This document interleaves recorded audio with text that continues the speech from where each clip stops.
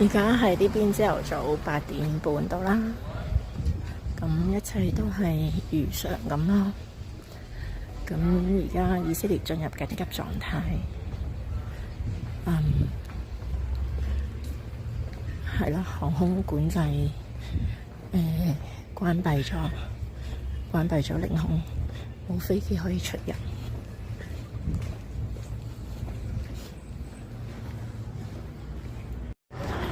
咁咁啱今日又禮拜五啦，18，所以即係今晚先18，但係就有啲鋪都唔開嘢，咁就乘機就唔開咯。咁所以街上好似少咗人，但係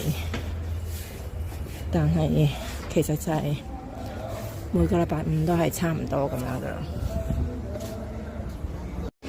街市啲鋪頭都有開，咁而家就諗住去買雞蛋。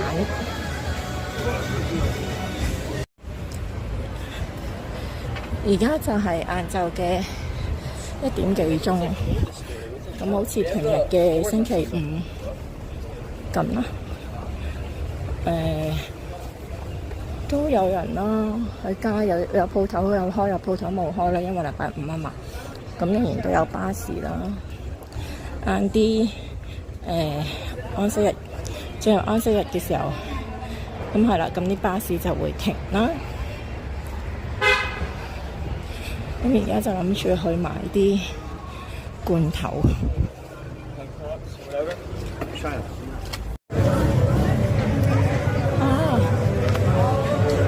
係喎，竟然有鋪頭係冇開喎。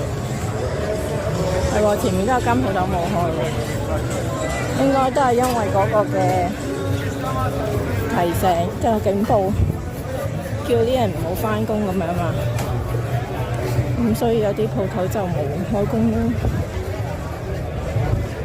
不過街上仍然都好多人啦，仍然都有好多人企喺街度食嘢啊、傾偈。咁仍然都有人繼續做嘢。咁所以